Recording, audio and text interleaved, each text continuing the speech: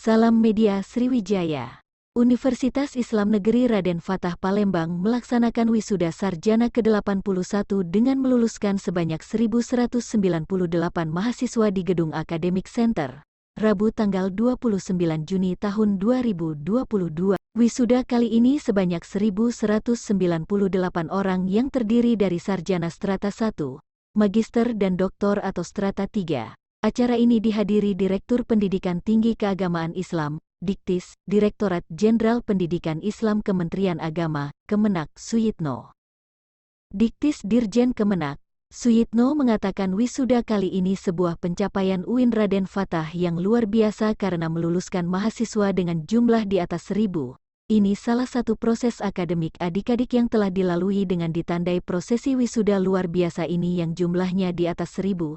Tentu ini sebuah capaian yang luar biasa untuk UIN Raden Fatah, katanya. Di tempat yang sama, Rektor UIN Raden Fatah, Profesor Dr. Nyayu Hodijah, Sarjana Agama Magister Agama merasa bangga dengan para lulusan karena telah melewati proses yang panjang sehingga dapat melaksanakan wisuda.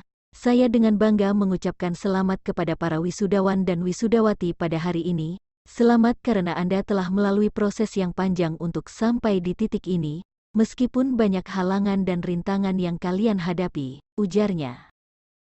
Lebih lanjut, Nyayu berharap ke depannya agar wisudawan dapat mengembangkan amanah ilmu yang sudah ditimba di bangku perkuliahan, dan dapat mengimplementasinya di tengah masyarakat, dan dapat menjadi mercusuar yang mengamalkan serta mendakwahkan moderasi beragama di tengah kehidupan berbangsa dan negara, ujarnya.